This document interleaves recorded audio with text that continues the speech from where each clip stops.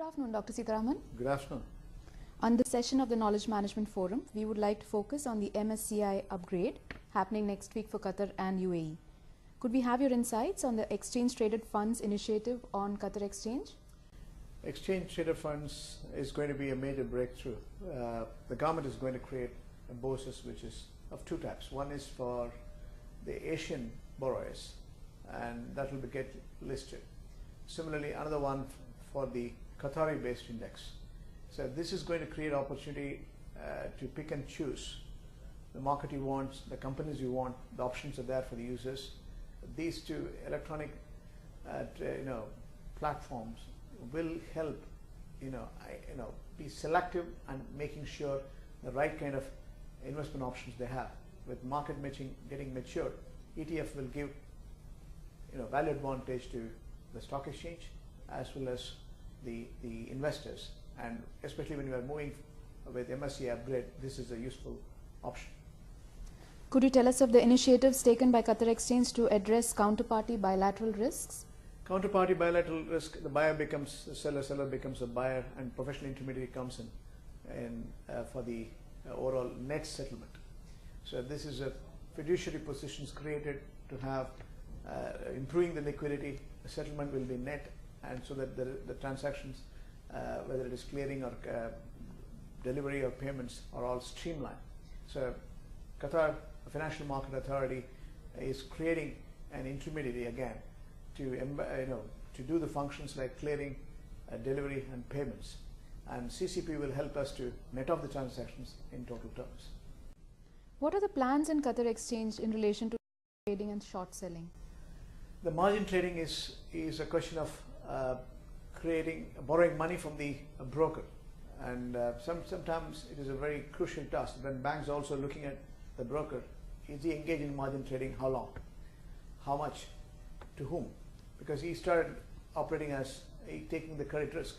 That's to be watched, and at the same time, it's a useful tool, and you don't need to, look at opening a margin accounts will give facilities for the investors, and brokers will take the measurable risk. At the same time, with limited cash, you will be in a position to do the transactions. The transaction will be partly absorbed by the brokers.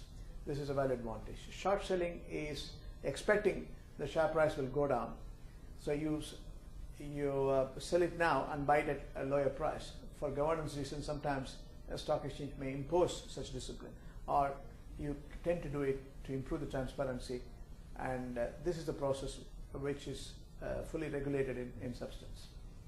How have the UAE and Doha stock markets been reacting recently? They are getting upgraded.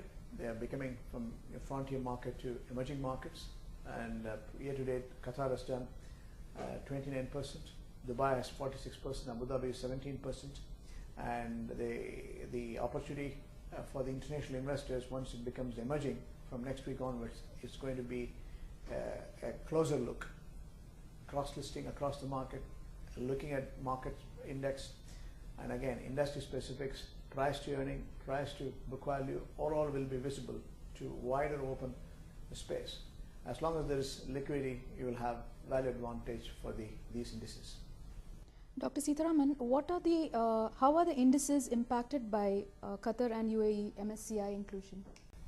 It's a very important development. If you look at the options from when a frontier, it is confined to a few 100 billions, whereas when it comes to emerging, the opportunity is there in trillions, and the money will always move between frontier to emerging, emerging to frontier.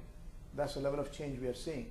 When it is frontier, if you look at last year's specifics, the frontier market has gone up over 25%, and year to date is 12%, with the advent of the conversion of the upgrade of UAE as well as Qatar. And whereas if you look at the emerging markets, last year it was down by 2.83%, but this year again is coming back. So the funds cross flow between these two markets are quite normal. Now here, frontier market has gained to become emerging. It remains to be seen how the liquidity position is, how much it is opening up, and now the Qatar government has mandated through a decree that the increasing limits are permissibles. So that's you have easy access to increase your existing limits for foreign ownerships that can create more liquidity in real order. What would you say are the challenges arising from liquidity?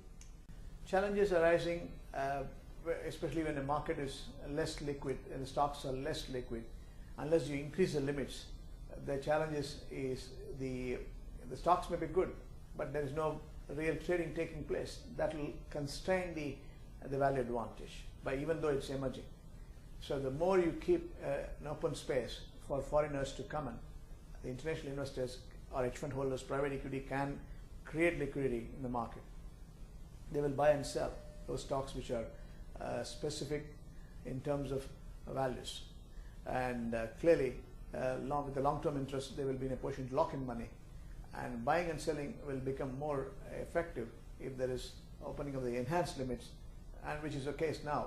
Qatar government has set in the new promulgation which will enhance the overall liquidity in tandem.